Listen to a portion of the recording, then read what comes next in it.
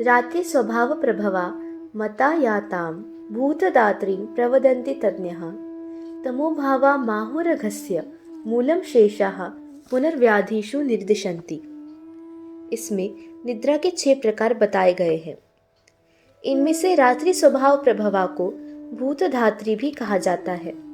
यह वह निद्रा है जो रात्रि काल में स्वाभाविक रूप से आ जाती है। इसको भूतधात्री इसलिए भी कहा जाता है क्योंकि यह निद्रा हमारे शरीर के पंचमहाभूतों का अर्थात आकाश, वायु, अग्नि, जल एवं पृथ्वी का पोषण करती है एवं शरीर में उनका प्राकृतिक संतुलन बनाए रखने में सहयोग करती है। अतः शरीर की पुष्टि के लिए इस निद्रा का सेवन अति आवश्यक होता है। शरीर में ऑक्सीजन की प्राप्ति हमें पर्यावरण से होती है, जिसका मुख्य कारण होता है पेड़ पौधों द्वारा की जाने वाली फोटोसिंथेसिस की प्रक्रिया, जिसमें सौर्य ऊर्जा का परिवर्तन केमिकल एनर्जी में होता है एवं कार्बन डाइऑक्साइड और जल को ऑक्सीजन एवं अन्य ऊर्जा में परिवर्तित किया जाता है। अब इस तथ्य द्वारा हम यह समझ सकते हैं कि इस प्रक्रिया के लिए सौर्य ऊर्जा का होना अनिवार्य है और यह प्रक्रिया होना सौर्य ऊर्जा के अभाव में संभव नहीं। अतः यदि हम संपूर्ण चेतनावस्था अर्थात जागृत अवस्था में इस ऑक्सीजन का सेवन करें तो हमारे शरीर में ऊर्जा का पर्याप्त संचार रहेगा एवं हमारी कार्यक्षमता भी उत्तम रहेगी। इसके विपरीत सूर्यास्त के पश्चात अर्थात रात्रि में फोटोसिंथेसिस की क्रिया सौर्य ऊर्जा के अभाव के कारण स्थगित हो जाती है।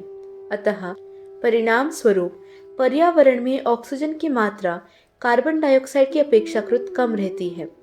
अतः इस काल में जागने से जिस वायु का श्वसन किया जाता है उसमें शरीर की जागृत अवस्था के लिए पर्याप्त ऑक्सीजन की मात्रा नहीं रहती, जिसके कारण शरीर की सामान्य गतिविधियों की कुशलता से संपूर्ण होने में बाधा उत्पन्न हो सकती है।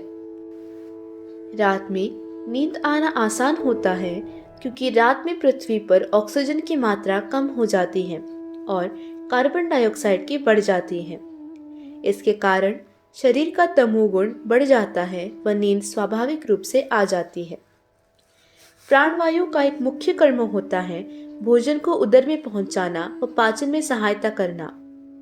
तो यदि हमारी प्राणवायु के उचित कार्य प्रक्रिया में बाधा उत्पन्न हो तो हमारी पाचक अग्नि पर विपरीत परिणाम पड़ता है।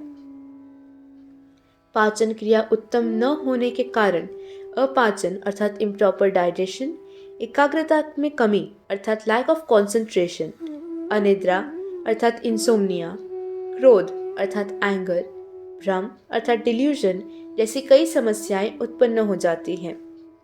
अतः हम यह समझ चुके हैं कि रात्रि में सोने के हमारे स्वास्थ्य पर कितने लाभ होते हैं। साथ ही हम यह भी देख चुके हैं कि रात्रि में जागरण करने से एवं दिन में अधिक सोने से हमारे शरीर की क्रियाओं पर अर्थात बॉडी फिजियोलॉजी पर किस प्रकार विपरीत परिणाम पड़ सकता है।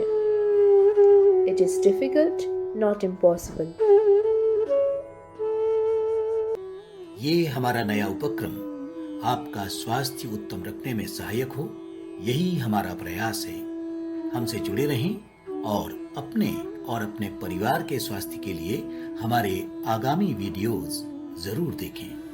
हम आपके उत्तम स्वास्थ्य की कामना करते हैं।